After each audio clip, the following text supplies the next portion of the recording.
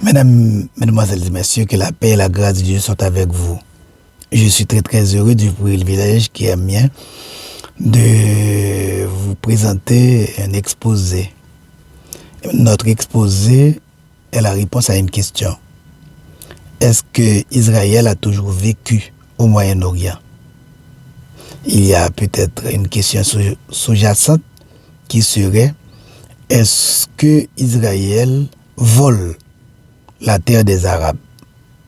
Nous allons répondre à la question: est-ce que Israël a toujours vécu au Moyen-Orient? Eh bien, pour commencer, je vais vous dire que l'aïeul des Israélites est Abraham. Abraham a vécu au Moyen-Orient au début du 19e siècle avant Jésus-Christ. Et en 1856 avant Jésus-Christ, Abraham a été choisi par Dieu comme père de la nation d'Israël. En 1930, avant Jésus-Christ, Isaac, le fils d'Abraham, a régné sur Israël au Moyen-Orient, comme on dit en Palestine. En 1850 avant Jésus-Christ, Jacob, fils d'Isaac, a régné sur Israël au Moyen-Orient. En 1400 avant Jésus-Christ, Moïse a amené le peuple d'Israël hors de l'Égypte et retournait au Moyen-Orient, retournait en Palestine. En 1010 avant Jésus-Christ, le roi David unit les 12 tribus en une nation. David a régné comme roi au Moyen-Orient, donc en Palestine. En 970 avant Jésus-Christ, le roi Salomon, fils de David, construisit le premier temple à Jérusalem, le même Jérusalem qui existe de nos jours. 930 avant Jésus-Christ, Israël est divisé en deux royaumes: le royaume d'Israël au du nord, le royaume de Juda au du sud. 722 avant Jésus-Christ, le royaume d'Israël est conquis par les Assyriens et sont disséminés dans l'empire assyrien. La place des habitants du royaume du nord a été occupée par d'autres peuples. Donc, puisque le peuple a été disséminé dans l'empire assyrien, mais d'autres peuples de la zone occupaient l'espace laissé par les 10 tribus. En 606 avant Jésus-Christ, le royaume d'Israël, le royaume de Juda, a été déporté en Babylone. Donc, c'était la première déportation babylonienne, 606 avant Jésus-Christ. Parmi les déportés se trouvaient Daniel, Anania, Misaël et Azaria. En 597 avant Jésus-Christ, c'est la deuxième déportation juive par les Babyloniens. Les déportés étaient constitués des élites du pays, et parmi eux se trouvait Ézéchiel. En 586 avant Jésus-Christ, il y a eu la troisième déportation vers Babylone. Et pendant ce moment-là, on déportait les gens de la classe laborieuse, ou du moins la masse laborieuse. Donc, cette même année, 586 avant Jésus-Christ, le temple construit par Salomon a été détruit.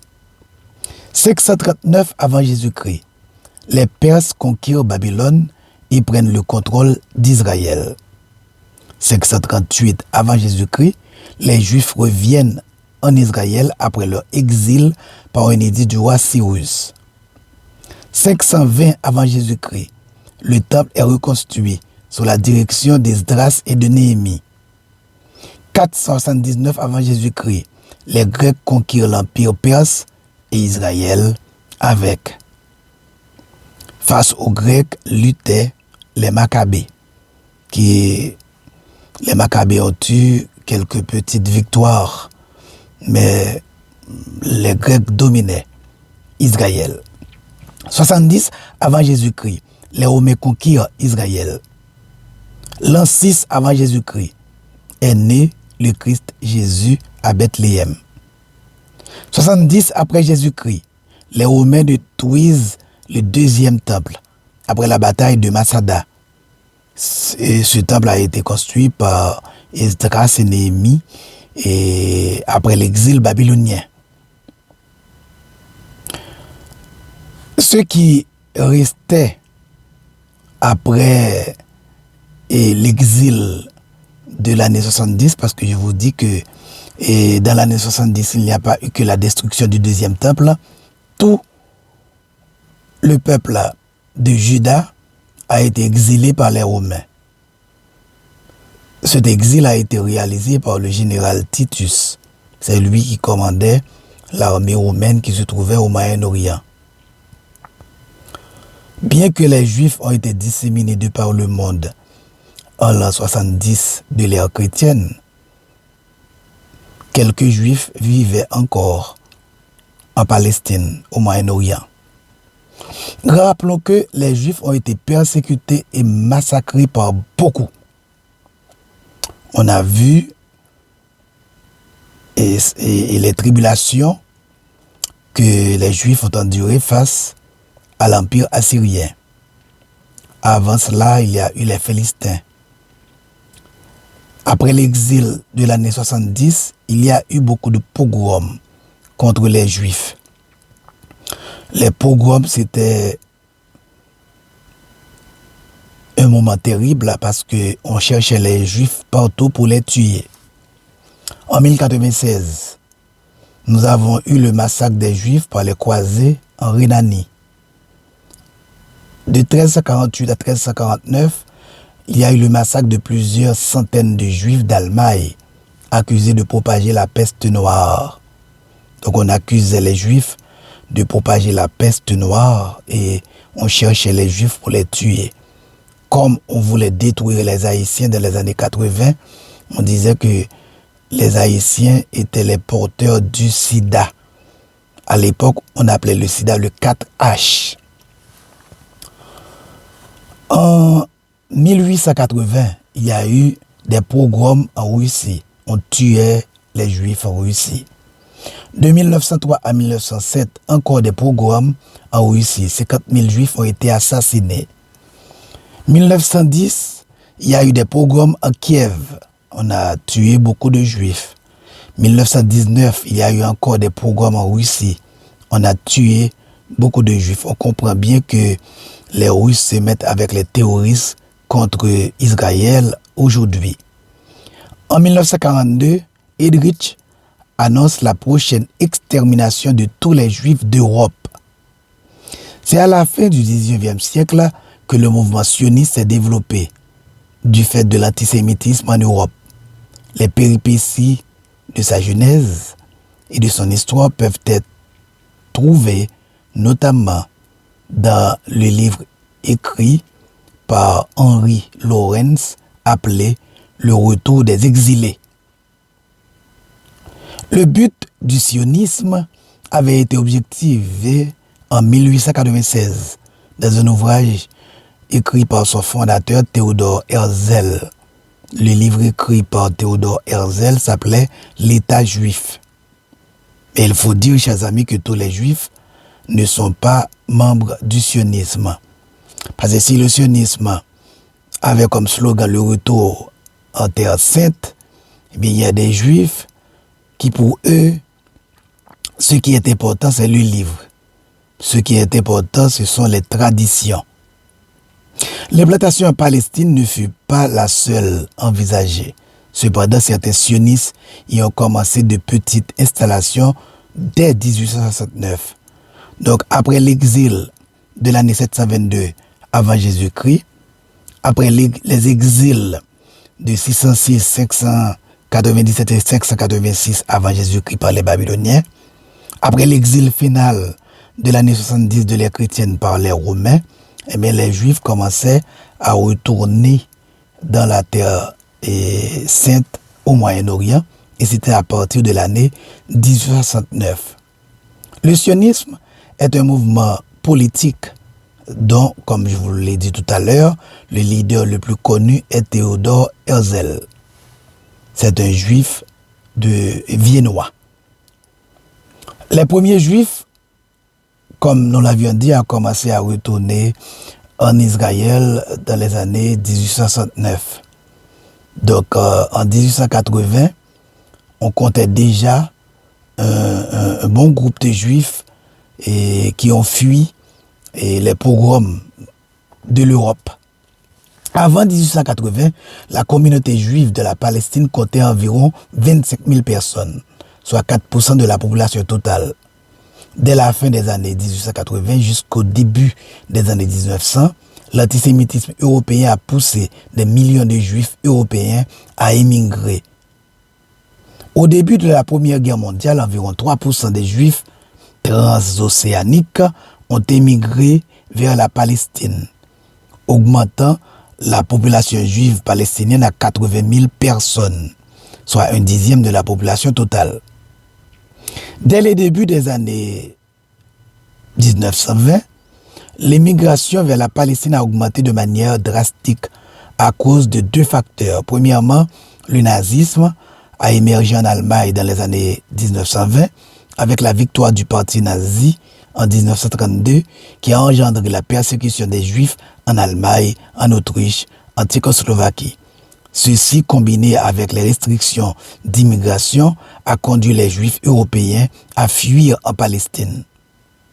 Entre 1932 et 1939, la Palestine a accueilli 247 000 réfugiés juifs, soit 46% de l'immigration juive d'Europe. Durant la Seconde Guerre mondiale, 1939-1945, 5,5 millions de Juifs européens, 85% de la population juive européenne, ont été tués, principalement dans les camps de concentration nazis, en Pologne et en Allemagne, de 1942 à 1945. Les Juifs ont continué à fuir l'Europe du mieux qu'ils pouvaient après 1939, et la Palestine était relativement accessible. Après la guerre 1939-1945, de nombreux Juifs européens ont voulu commencer une nouvelle vie loin du lieu de leur génocide. Bien que la plupart soient allés dans d'autres pays, des milliers se sont dirigés vers la Palestine. En 1946, environ 6% des terres en Palestine appartenaient aux Juifs, terres achetées par des propriétaires étrangers.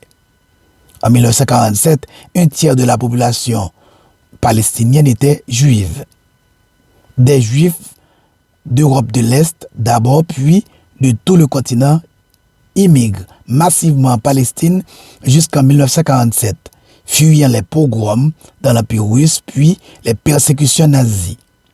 Ces arrivées suscitent l'opposition de la population arabe qui se révolte à plusieurs reprises.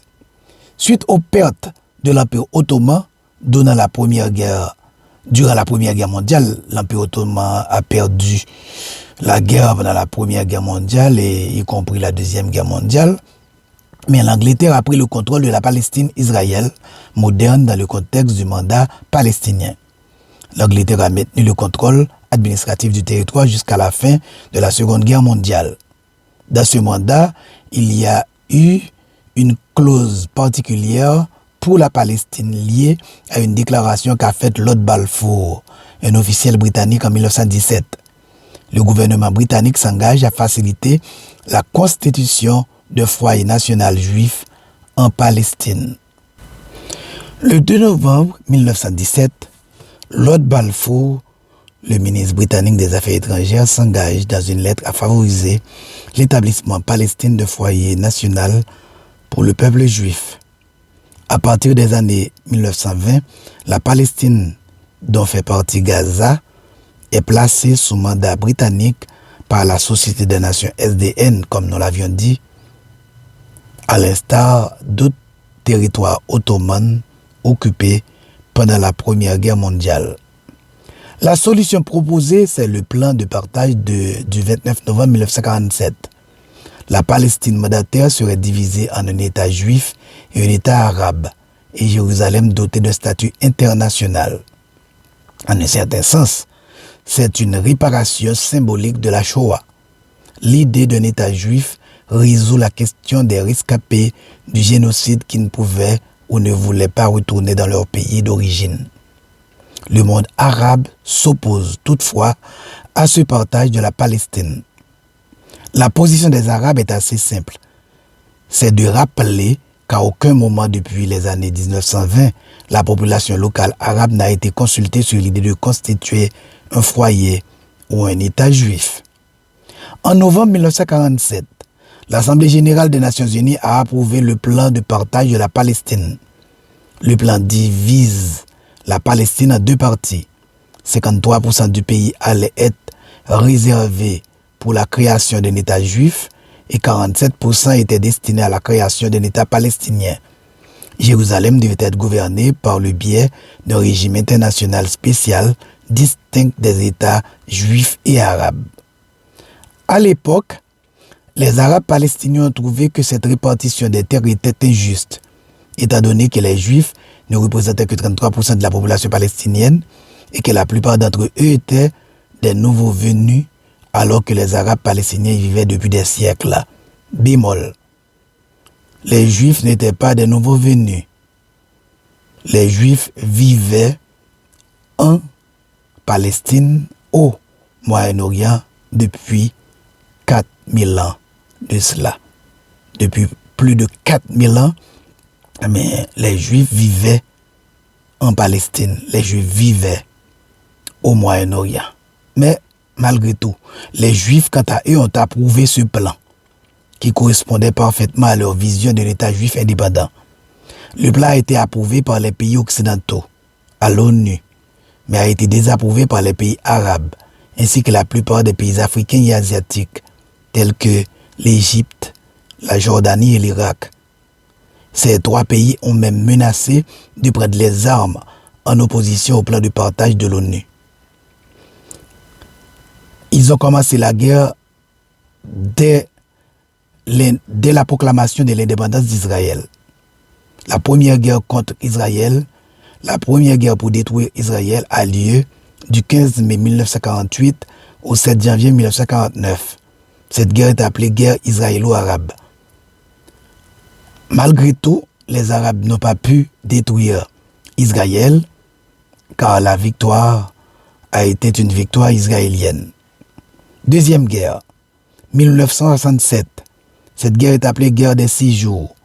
Cette guerre opposait Israël à l'Égypte, la Jordanie et la Syrie. Israël a encore remporté la victoire et a récupéré des territoires. Dans cette guerre des 6 jours, l'État hébreu s'empare des territoires tels que des territoires occupés par la Syrie et l'Égypte, tels que le Sinaï et Gaza. Ces deux territoires appartenaient à l'Égypte et Israël a pris possession de ces deux territoires. Le Sinaï et Gaza ont été pris de l'Égypte.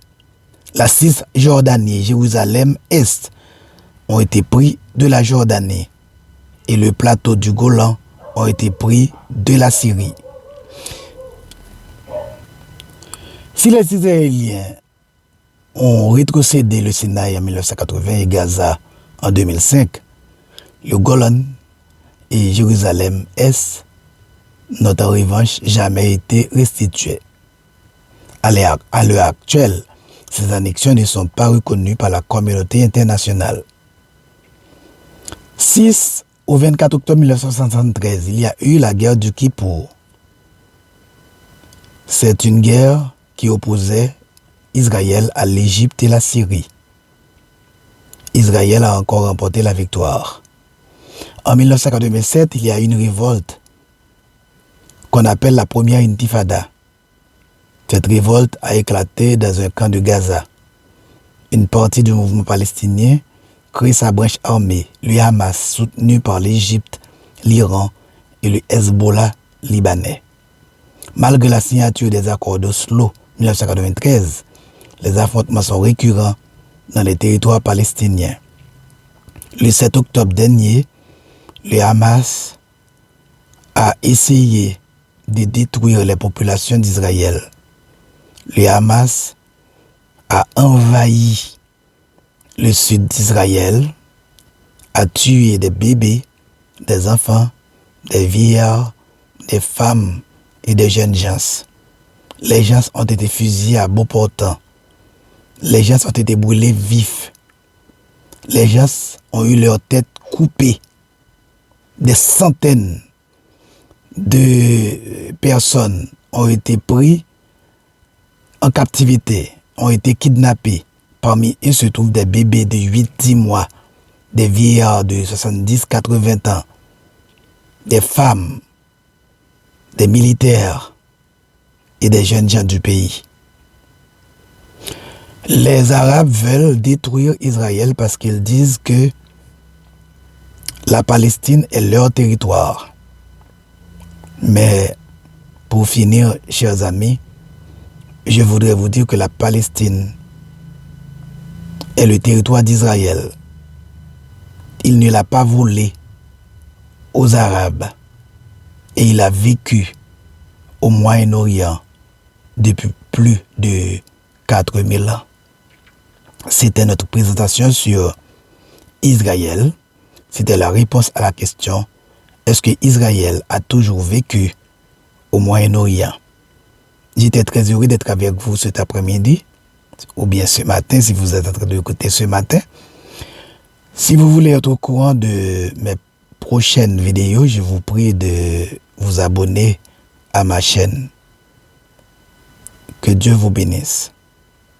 Que la paix et la grâce de Dieu soient avec vous.